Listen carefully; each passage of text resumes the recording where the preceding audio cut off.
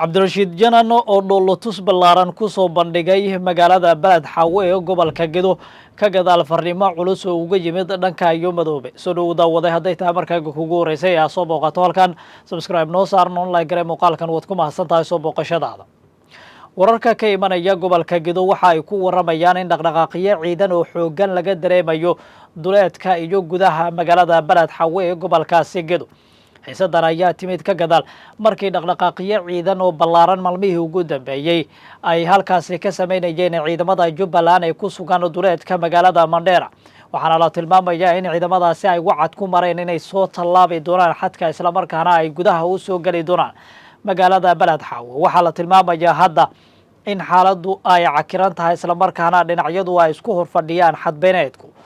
wararku waxa ay tilmaamayaan in cabdirashiid janan uu ciidamo tirabeel ah halkaasi ku tababaranayo kuwaasi oo tababarada noocyadooda kala duwan la siinayo ciidamadan waxay isugu jiraan qaybaha kala duwan ee ciidamada qalabka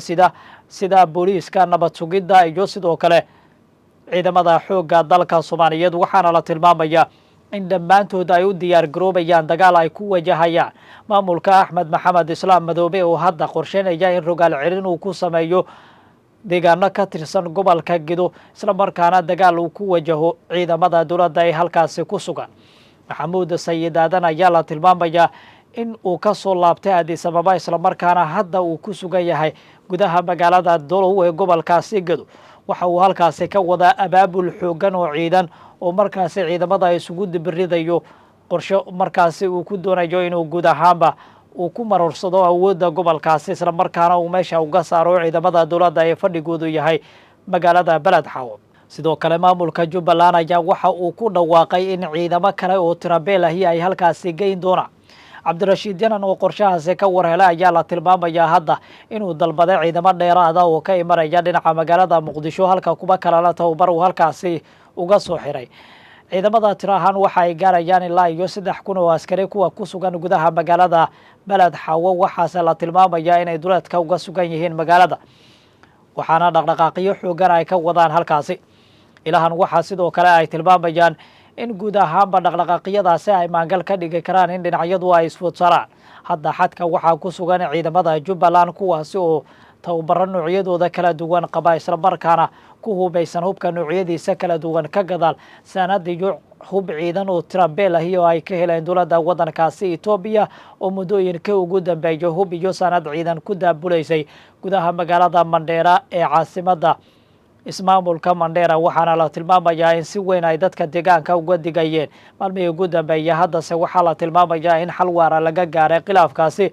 maadaama maalmihii ugu dambeeyay xiisadu ay kacsanayd waxaa la tilmaamayaa in cabdirashiid janan oo maalmihii ugu dambeeyay ay dowladdu ishayeen in hadda guud ahaanba arrintaasi xal waara laga gaaray dowladda federaalka Soomaaliya iyo cabdirashiid jananna ay ku wada heshiiyeen guud ahaanba in la wada dhiso maamul Jubbaland la yiraahdo oo laga yeegleelayo gudaha magaalada Garbaharey kaasi oo la wada leeyahay waxaa lagu qanciyay janan in guud ahaanba la si ambaqaado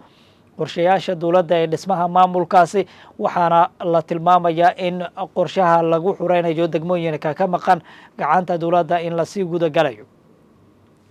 qorshahan waxaa la tilmaamayaa in maalmihii ugu dambeeyaba dhinacyadu ay si weyn uga wada shaqaynayeen hadduu lacageed oo tirabeel ah ayaa la tilmaamayaa dowladdu inay u gacan gelisay cabdirashiid janan si uu markaasi uga biireen garabka kale ee dowladda ka soo horjeeda hadda xaaladdu waxaa la tilmaamayaa inay marayso meel wanaagsan isla markaana dhinacyadu ay si weyn isugu soo dhowaadeen dowladdu markan waxa ay wajahaysaa dagaal kale oo dhinaca Jubbaland uga imanaya kaasi oo ay abaabulayaan dowladaha Kenya iyo Itoobiya waxaana la tilmaamayaa in guud ahaanba ay doonayaan in dhaqdhaqaaqiyo xoogan oo abaabulan ay ka geystaan qaybo badan oo ka mid ah halkaasi dowladda federaalka Soomaaliya waxa ay doonaysaa inay qaado 2 tallaabo oo waaweyn kuwaasi oo ay ku gudagalaysa dhismaha maamulka cusub ee halkaasi laga yeegleelayo waxaa la tilmaamayaa in guud ahaanba fartaaga ay guud ahaanba dowladdu iska daysay inay u dhiibto gobolkaasi halkaas sidoo kale cabdirashiid jananna isaguna laga daynayo in maamulkaasi loo dhiibo waxaa la tilmaamayaa ra'iisul wasaaraha iyo madaxweynuhu in markan ay qorsheynayaan Ilyas Gaboose in laga dhigo madaxweynaha maamulka Jubbaland cusub ee laga yeegleelayo magaalada Garbaharey kaasi oo fadhigiisu halkaasi yahay walow beesha Mareexaan ee degta gobolkaasi ay si weyn tallaabooyinkaasi uga hor iman karta haddana dowladda talada joogta waxa ay isku dayaysaa in guud ahaanba ay mariso rabitaankeeda islamarkaana ay halkaasi geysay Ilyas Gaboose oo hadda xabsi guri ku ah gudaha magaalada Kismaayo walow aanan guud ahaanba halkaasi laga soo badbaadin karin islamarkaana Axmed iyo maamulkiisa xabsi guri halkaasi uu uga yahay dhaqdhaqaaqyada gobolka ayaa dib u soo cusboonaanaya maadaama maalmihii ugu dambeeyay si weyn ay dhinacyada isugu hayeen maamulka guud ee gobolkaasi isla markaana dowladaha Itoobiya iyo sidoo kale Masaarida oo iyagu gobolkaasi isku hayay hadda xiisadoodu dhinaca kale ay u wareegtay isla markaana ay isku hayaan biyo xireenka webiga Nile oo ay wajigiisa afraad buuxisay dowladda Itoobiya isla markaana xariga ay ka jartay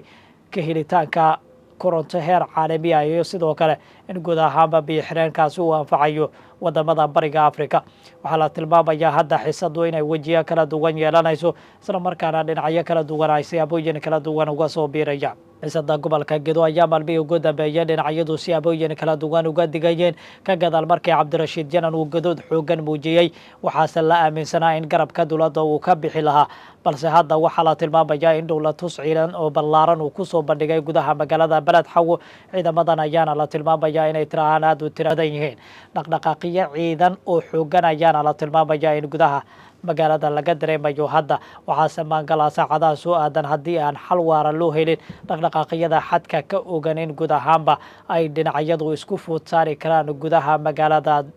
Balad Xawo ee gobolkaasi Gedo oo dhaqdhaqaaqyo xoogan hadda martigelinaysa Janan waxa uu wacad ku maray in guud ahaanba uu gacanta ku dhigay doona degmooyinka ka maqan gacanta dowladda federaalka Soomaaliya waxaana uu sheegay inay si laba jibaari doonaan qorshaha qabsashada deegaanadaasi waxaase sidoo kale Cabdirashiid Janan iyo maamulkiisaba u jawaabay dhinaca Madoobe oo iyaguna sheegay inay qaadi doonaan tallaabooyin ballaaran oo guud ahaanba ay ku doonayaan in gacanta Jubbaland looga soo celinayo deegaanada gacanteeda ka maqan oo ay Balad Xawo ku jirta maalmihii ugu dambeeyayba dhaqdhaqaaqyadu xargaha ayay sii goosanayeen lama sooga halka ay saldhigan doonaan